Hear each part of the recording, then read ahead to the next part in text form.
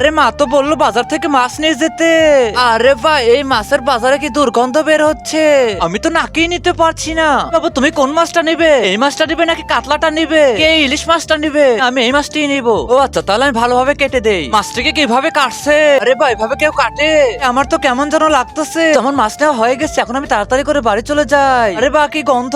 মা মা কোথায় গেলে? এই যে তোমার মাছ নাও, কি দুর্গন্ধ। এবার আমি লঙ্কা এবং লেবু এবং হলুদ দিয়ে ভালোভাবে মাছটি মিক্স করে নিলাম। আর আমি গ্যাসটা ধরিয়ে দিলাম। এরপর তার উপর একটা একটা করে মাছ বসিয়ে দিলাম। এখন মাছ ভাজা হওয়া পর্যন্ত আমার ওয়েট করতে হবে। আরে বা কি সুন্দর গন্ধ বের হচ্ছে। মা কি রান্না করতেছে আমাকে তো দেখতেই হবে। এ মা তুমি কি রান্না করতেছো? অনেক সুন্দর গন্ধ বের হচ্ছে। তুমি কি ফ্রি ফায়ারকে ভালোবাসো নাকি তোমার বাবা মাকে ভালোবাসো? যদি বাবা মাকে ভালোবাসো তাহলে চ্যানেলটাকে লাইক কমেন্ট সাবস্ক্রাইব করো। আর লাইক কমেন্ট সাবস্ক্রাইব না করলে বুঝবো তুমি বাবা মাকে ভালোবাসো না।